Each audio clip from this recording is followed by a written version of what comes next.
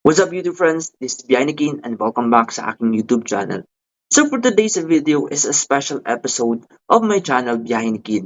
Dahil for the first time, magkakaroon tayo ng collaborative video with the Department of Labor and Employment. Siyempre, your to go HR vlogger nga itong channel na to. So kung nakafollow ka sa aking YouTube channel, malamang sa malamang napanood nyo na yung ginawa kong video about workers' statutory monetary benefits kung saan dinetalye ko yung mga benepisyong maaari nyo makuha bilang isang manggagawa na nagtatrabaho dito sa Pilipinas.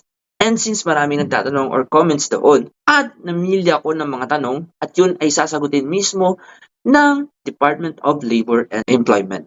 So without a further ado, let me introduce to you our guest for today. She is Labor and Employment Officer 3, Ma'am Pauli Andrenet Grace D. Ong. Yeah, hello everyone. Again, I am Polly Ong from the Bureau of Working Conditions, your guest speaker for today's episode. Sige ma'am, let us proceed to our first question po regarding holiday pay. Marami kasing nagtatanong ma'am, ano po ba yung difference between special holiday and a regular holiday? Ayan. So una, clarify muna natin, ano ba yung pinagkaiba ng regular holiday tsaka ng special holiday? Actually, under the omnibus rules of the Labor Code, kinlarify na doon na ang special holiday ay ngayong tinatawag ng special day. Or to further clarify it, dalawang klase ang special day. Meron tayong tinatawag na special non-working day at special working day. So ano ba yung pinagkaiba ng dalawang yon? So una, nagkakaiba sila pagdating sa compensation or yung dagdag na bayad. Pangalawa, ano yung condition na kailangan nilang ma-comply para sila ay maging entitled doon sa dagdag na bayad. So, for a regular holiday, ang isang empleyado po ay makakatanggap ng holiday pay. While kapag naman special non-working day, ang natatanggap naman po ng empleyado ay tinatawag po nating premium pay. So, as to ano naman yung halaga nitong holiday pay at premium pay, kapag kay holiday pay, ito po ay equivalent sa 100% ng kanyang daily salary. While sa premium pay naman, ito ay karagdagang 30% ng kanyang basic wage. Okay. So, sunod naman na distinction dito sa dalawa ay yung condition para sila ay makatanggap nito. So, for holiday pay, pag hindi po kinakailangan na sila ay magtrabaho sa mismong araw ng regular holiday, sila ay dapat present or on leave with pay dun sa kanilang last workday immediately preceding the regular holiday. So, mali po yung kailangan before and after. Kasi marami akong nababasa sa mga ilang group na madalas nga tanong, ano ba yung condition para maging entitled sa holiday pay ang isang empleyado? Yung iba sumasagot, before and after. Mali po yun. Kung mababasa po natin dun sa omnibus rules, very clear naman po na ang requirement lang po is that the employee must be present dun sa kanyang last workday immediately preceding ng regular holiday. While sa special non-working day naman, makakatanggap lamang tayo ng premium pay kapag ang empleyado ay nagtrabaho sa mismong araw ng special non-working day. Unlike kay holiday pay, hindi po niya kailangan na magtrabaho sa mismong araw ng regular holiday basta na-meet niya yung condition. So, ayun po. Tapos idagdag ko na lang din, distinction naman ng special non-working tsaka special working day. Kasi ang premium pay, applicable lang po siya kapag may special non-working day. Kapag special working day, wala po tayong additional compensation or wala po tayong matatanggap na premium pay sa araw na yun. Okay, just a follow-up question ma'am regarding regular holiday since nabanggit nyo na kailangan the employee must be present before or on paid leave before the working bago mag-regular holiday. So, ang tanong, for example, si employee, bago yung regular holiday, nag-half day. Let us say, 4 days lang yung pinasok. Since nakalagay naman sa must be present. So, ibig sabihin, present siya for 4 hours on that day. Magkano po yung magiging payment nung ni-employee na half day before the holiday? Pagdating kasi sa holiday pay itself, buong equivalent pa rin ng kanyang 100% na daily salary ang kanyang matatanggap. Pero as to the wage of the employee doon sa last workday immediately preceding the regular holiday, syempre, ang compensation niya for that day is also proportionate lang din dun sa kanyang ipinasok, so which is half day. Pero as to the holiday pay, buo pa rin po itong 100% ang kanyang daily salary. Okay, thank you for that, ma'am. For our next topic, punta naman po tayo sa premium pay ni employee.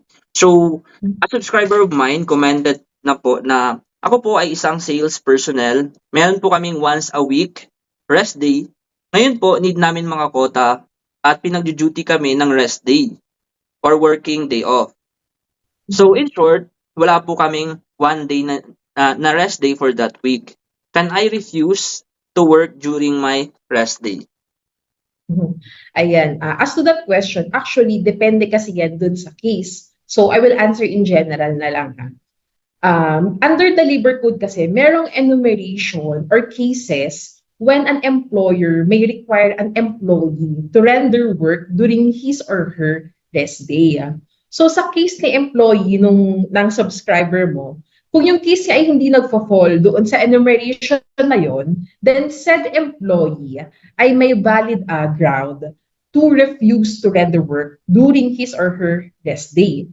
Pero kung yung case naman niya ay magfo-fall doon sa enumeration under the labor code, then ang kanyang refusal to report for work during his or her rest day may be a ground for insubordination. So ano ba itong mga cases when work may be required during a rest day? So isa dyan ay kapag kunyari merong actual or impending emergency caused by serious accident, fire, flood, typhoon, earthquake, epidemic, or other disaster or calamity to prevent loss of life and property or imminent danger to public safety. So halimbawa dyan, kunyari may malakas na bagyo, tapos sa isang manufacturing company, dahil sa lakas ng bagyo, expected na babahain yung loob ng premises kung saan maraming makina na 24/7 umaandar. At kapag bahayaan nilang itong umaandar at mabaha, may cause pagkakuryente sa mga ibang nagtatrabaho din dun sa premises or po kaya magkaroon ng short circuit or kung ano mang electrical hazard na dulot ng pagkabaha or pagka magkaroon ng tubig yung sa mga electric, like kunyari mabaha yung socket or ganyan. So pag ganun yung case, pag pinag-report si employee kahit na rest day niya yun, pwede siyang i-require, pwede siyang i-demand ng employer to report for work. So isa pa dyan kapag kunyari merong urgent work to be performed dun sa mga machinery, equipment, or installation at para naman to avoid serious losses sa part ng employer. So, ayan, again, kunyari, makina ulit, biglang nagloko, ang operation ng company is 24/7, madalas naman sa mga manufacturing ganon. So, syempre, kapag yung person na nakakaalam dito sa makina na ito is hindi niya to maaayos kaagad, affected yung yung operation while hindi gumagana yung makinang yon. So, yun. So, meron din yung case ng kapag meron daw abnormal pressure of work due to special circumstances at kung saan si employer daw cannot ordinarily be expected to resort to other measures. Kundi etong si employee na naka-rest day, siya lang ang tanging maaaring makapasok sa kumpanya para ma-address kung ano man yung kinakailangan na masupport na magawa kaagad during that time. So, nandyan din yung cases kung saan yung pagre-require para mag-render ng work during the rest day ay kapag upang maiwasan yung pagkawala or pagkasira ng mga perishable goods. And also, kapag yung by the nature of work, kinakailangan yung continuous operation nung kumpanya kasi yung pagkatigil ng trabaho ay makakaresulta sa irreparable injury or loss naman dun sa employer. At ang panghuli ay other circumstances analogous dun sa enumeration under Article 92 of the Labor Code. So, dun sa case na sinample ko, ma'am, na kailangan niya lang kumota for that particular month, ay pwede siya mag-refuse to work since wala Yes, siyang pwede siyang mag-refuse to work since hindi naman siya pasok. nagpo-fall Mm. based dun sa facts na nabigay mo. Hindi siya nagpo-fall squarely dun sa enumeration or cases as provided under Article 92 of the Labor Code. Okay. Now let us proceed with the overtime pay po na question. So, may nagtanong na subscriber ko na yung work daw niya po is from 9 to 6 p.m. 9 a.m. to 6 p.m. So ngayon, since naka-indicate naman sa rules pagdating sa overtime, in excess of 8 hours duty. So since yung technically yung duty niya is from 9 to 6, let us say si empleyado nag half day, pumasok ng 12 noon. Tapos lumabas siya since nag half day nga lang siya, kulang yung oras niya. So lumabas siya ng 8 p.m. So considered ba as overtime pay yung from 6 p.m. to 8 p.m.? Ayan. So, ang sagot naman dyan, makikita natin sa Article 87 ng Labor Code of the Philippines kung saan sinasabi dito na work may be performed beyond 8 hours of work. At itong work performed beyond 8 hours of work, ito pa lang yung matatawag nating overtime work. So, dun sa case ng subscriber mo na late pumasok, tapos nag-extend siya ng 2 hours dun sa kanyang normal work schedule. So, technically speaking, nakaka 6 hours of work pa lang siya. So, though siya ay nag-work beyond dun sa kanyang normal work schedule, hindi pa natin matatawag na overtime work kung saan siya ay magiging entitled to overtime pay. Okay. Thank you for that, ma'am. For our next question, since ito kakalabas lang ata na balita regarding doon sa service charges, ano po ba yung latest update regarding service charges?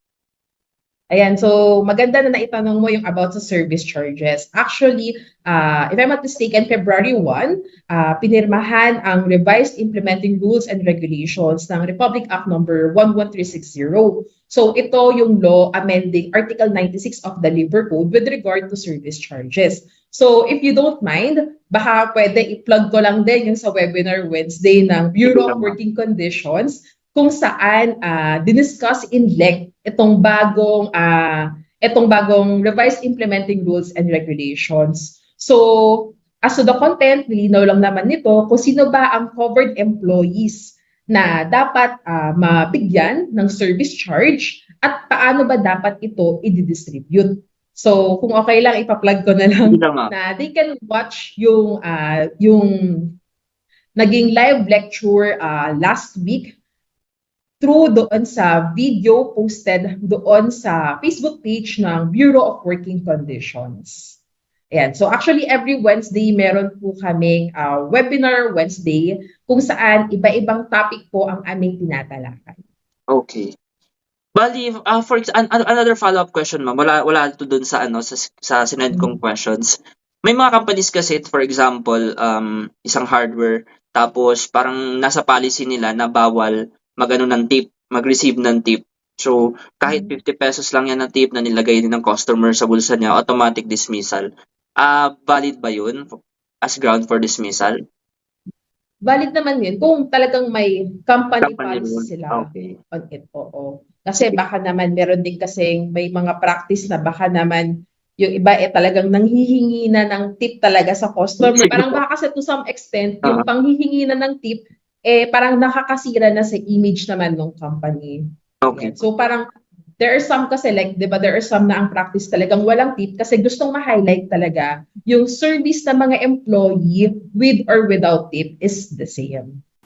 Sa next video, sasagutin natin ang mga tanong patungkol sa maternity, paternity, and solo parent leave benefit. Clarification patungkol sa 30 days back pay process. Sasagutin din natin ano nga ba ang pinagkaiba ng separation, back pay, and final pay. Hanggang saan nga ba ang mga other tasks na pwedeng i-assign sa atin ng ating mga immediate head. At sasagutin din natin kung ano nga ba ang non-diminution of benefits. I-click lamang ang next.